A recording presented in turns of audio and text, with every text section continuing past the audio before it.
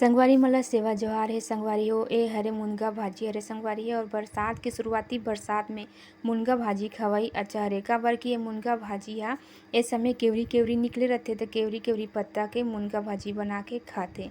हमें पौष्टिकता भी रहते संगवारी हो।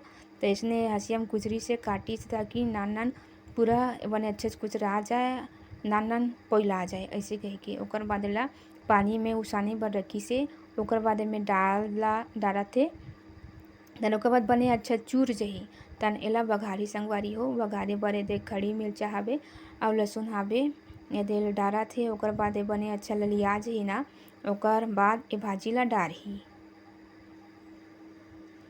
ए दे संगवारी ललिया गे अब भाजी ला डारा थे ओकर बाद एपर ओला बने अच्छा खोही ए दे संगवारी भाजी बन गे। अब ए भाजी ला हमन काकरो संग भी खा सकथन और खपोरी रोटी सन घलो।